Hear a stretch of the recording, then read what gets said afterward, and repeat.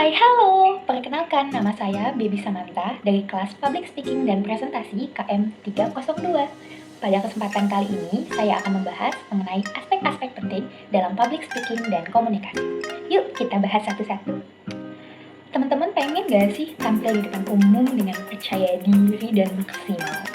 Kalau mau, teman-teman tuh harus tahu aspek-aspek penting apa aja yang harus diperhatikan dalam public speaking dan presentasi. Nah, mau tahu nggak? Yuk, simak videonya. Nah, kayak yang tadi udah aku bilang, pada kesempatan kali ini kita akan membahas mengenai komponen penting dalam public speaking.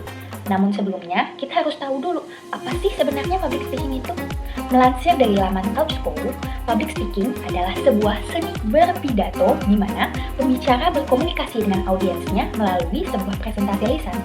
Nah, dalam pelaksanaan public speaking ini, ada beberapa aspek-aspek penting yang harus kita perhatikan. Yuk, kita bahas satu persatu. Aspek pertama yang akan kita bahas yaitu aspek komunikasi verbal. Komunikasi verbal sendiri merupakan komunikasi yang menggunakan simbol atau kata-kata baik secara lisan maupun tulisan. Nah, menurut Hidayat di tahun 2012, beliau mencetuskan ada 6 aspek-aspek komunikasi verbal. Yang pertama ada vocabulary atau perbendaharaan kata. Kedua, ada racing atau kecepatan. Nah, teman-teman, dalam public speaking dan presentasi, kecepatan berbicara itu harus diperhatikan. Tidak boleh terlalu cepat, tidak boleh juga terlalu lambat. Ketiga, ada intonasi suara. Keempat, ada humor. Nah, humor itu bisa menjadi salah satu selingan dalam presentasi maupun public speaking. Yang kelima, ada singkat dan jelas. Dan terakhir, ada timing. Nah, timing itu merupakan salah satu hal kritis yang harus diperhatikan dalam public speaking dan presentasi. Karena ketika seseorang sudah bersedia untuk berkomunikasi dengan kita, maka ia telah setuju untuk meluangkan waktunya untuk mendengarkan dan memperhatikan apa yang akan kita bawa, kita berikan gitu. Nah, sama seperti ketika teman-teman sudah mengklik videoku, maka teman-teman harus menontonnya sampai habis. Tidak boleh di-skip, tidak boleh di-exit di tengah-tengah video.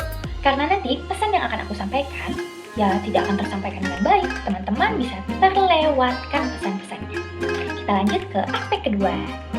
Lanjut, aspek yang kedua, yaitu komunikasi non-verbal. Berbeda dengan komunikasi verbal yang tadi, kalau komunikasi non-verbal ini yaitu sebuah komunikasi tanpa menggunakan kata-kata. Yup, nggak salah dengar, tanpa menggunakan kata-kata. Yuk kita bahas ada unsur-unsur apa saja di dalamnya. Yang pertama, ada ekspresi wajah. Nah, ekspresi wajah ini adalah salah satu hal yang paling universal dalam komunikasi nonverbal. Karena pada umumnya seseorang menunjukkan ekspresi wajah yang sama untuk emosi-emosi tertentu. Misalnya aku lagi sedih, ya ekspresi wajahku menangis, murung, gitu. Lanjut, unsur yang kedua yaitu gestur.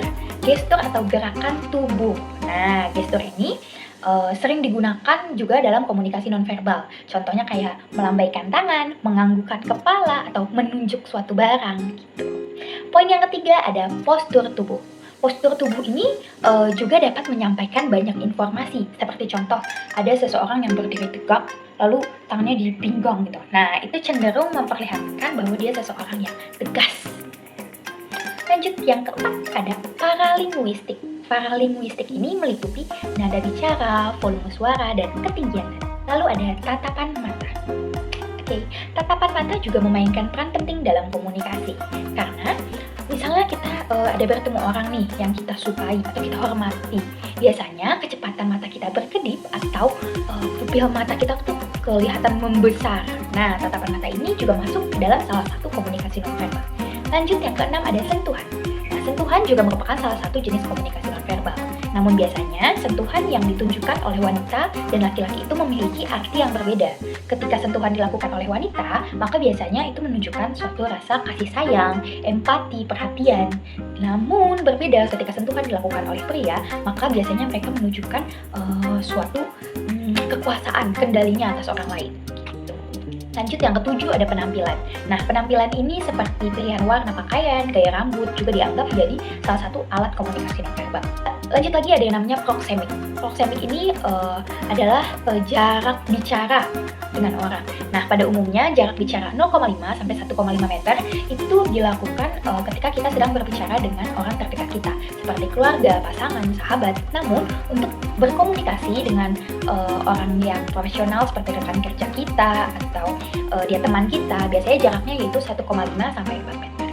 Yang terakhir nih teman-teman, ada yang namanya objek. Nah, objek ini juga dapat memberikan banyak informasi untuk kita dalam komunikasi nonverbal. Seperti contoh, saya melihat ada seorang laki-laki keluar dari rumah sakit menggunakan jas dokter dan memakai stetoskop. Nah, objek yang saya lihat nih, si jas dokter dan stetoskop itu dapat memberikan saya informasi bahwa, wah, dia adalah seorang dokter yang baru selesai praktek, gitu misalnya. Nah, itu ada beberapa unsur-unsur penting dalam komunikasi nonverbal.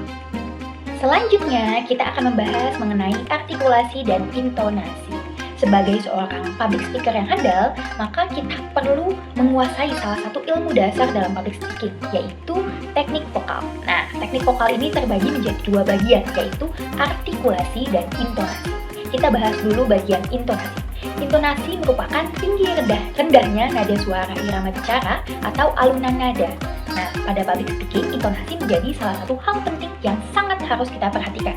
Ketika kita sedang berbicara, kita tidak boleh terlalu keras, namun tidak boleh juga terlalu pelan suaranya, karena bisa nggak kedengaran ya. Dan tidak boleh monoton, karena hal ini dapat membuat audiens atau pendengar kita menjadi merasa bosan. Lalu lanjut, yaitu artikulasi. Artikulasi ini adalah teknik penyebutan suatu kalimat berdasarkan suku kata dan konsonan, atau kejelasan dalam pengucapan kata-kata. Nah, jadi ketika kita sedang di depan umum, sedang membawakan materi, atau kita lagi public speaking gitu, kita tidak perlu terburu-buru dalam menyampaikan suatu pesan, karena itu dapat membuat artikulasi pengucapan kita menjadi tidak jelas, dan pesan pun dapat tidak tersampaikan dengan baik. Gitu teman-teman, harus diingat ya. Nah, masuk ke dalam aspek yang terakhir, yaitu mengenal audiens.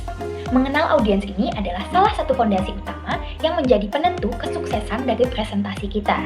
Nah, terkait dengan aspek mengenal audiens ini, ada 3 aspek yang perlu kita analisis, yaitu yang pertama ada aspek demografis, lalu aspek psikologis, dan aspek kontekstual. Kita bahas satu-satu ya teman-teman. Oke, lanjut Desti. Yang pertama kita punya ada aspek demografis. Nah, tujuan dari analisis aspek ini yaitu mengetahui siapa yang akan kita ajak bicara atau siapa audiens kita. Ada 4 poin penting dalam analisis aspek demografis ini. Yang pertama, kita harus mengetahui apa latar belakang pekerjaan mereka, lalu apa latar belakang pendidikan mereka. Yang ketiga, jika mereka berada di dalam suatu organisasi, maka apa posisinya. Dan terakhir, apa latar belakang ras, suku, agama, dan budaya mereka. Yang kedua, lanjut lagi, ada yang namanya aspek psikologis. Nah, tujuan dari analisis aspek ini yaitu mengetahui apa yang dipahami dan diyakini oleh audiens sebelum mengikuti presentasi kita. Kembali lagi, ada 4 poin penting dalam aspek ini. Yang pertama, kita harus mengetahui apa masalah mereka, sehingga mereka mau untuk ikut dalam presentasi kita. Yang kedua, apa yang ingin mereka dengar dari presentasi kita. Yang ketiga, sejauh mana tingkat pengetahuan mereka mengenai topik yang akan kita sampaikan. Dan yang terakhir, mengapa mereka perlu mendengarkan topik yang kita sampaikan. Nah, tuh teman-teman harus catat ya, diingat.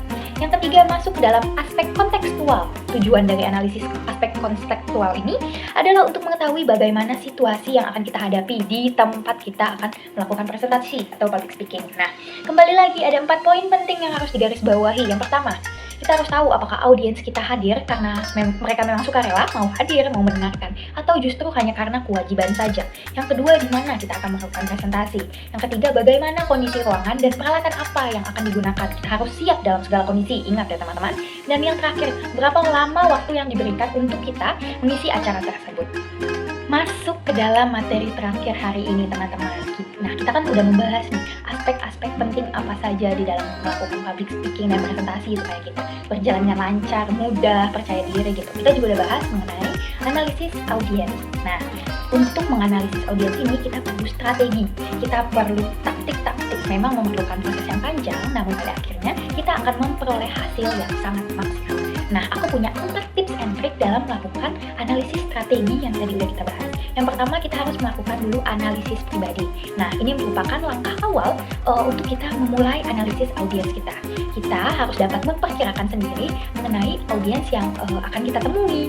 Di sini kita dapat memulainya dengan melihat dalam kegiatan apa kita melakukan presentasi. Seperti contoh, saya akan membawakan materi di sebuah sekolah menengah atas. Nah, maka saya dapat kira-kira sendiri tuh audiensnya kayak gimana ya. Anak-anak muda, ABG-ABG yang masih pada ceria-ceria gitu. Nah, Lalu yang kedua, wawancara dengan panitia penyelenggara. Jika kita memiliki akses ke panitianya, maka kita dapat permisi untuk bertanya, audiens seperti apa sih yang akan saya temui nanti? Gitu. Yang ketiga ada wawancara dengan audiens. Nah ini puji Tuhan syukur sekali jika kita mempunyai kemudahan akses berkomunikasi dengan audiens kita. Gak perlu semua dianalisis, maksudnya gak perlu semua diwawancara gitu. Cukup 1-3 orang lah ya kita tanya-tanyain seperti apa sih mereka. Maka dari situ kita sudah mendapat informasi dan kita dapat menggali lebih dalam audiens seperti apa yang akan kita temui. Yang terakhir lakukan pengamatan selama presentasi. Strategi ini dapat kita lakukan selama proses presentasi berlangsung. Memang tidak akan merubah apapun dari presentasi kita pada saat itu, namun ini akan membantu kita untuk presentasi berikutnya. Nah, begitu teman-teman, ada 4 cara strategi melakukan analisis untuk audiens. Semoga teman-teman bisa paham ya. Terima kasih teman-teman, kita sudah sampai di penghujung video. Terima kasih banyak. Sekian dulu presentasi mengenai komponen penting dalam public speaking dan presentasi pada hari ini. Semoga materi yang saya bawakan dapat menjadi pelajaran yang berharga untuk teman-teman. Dan kita sama-sama dapat belajar bagaimana cara tampil di depan umum dengan percaya diri dan tentunya dapat berjalan dengan lancar. Ingat-ingat ya teman-teman, tips dan trik yang udah aku bagikan. Semoga kita semua dapat bertemu di video lainnya. Terima kasih banyak. Dadah, bye-bye.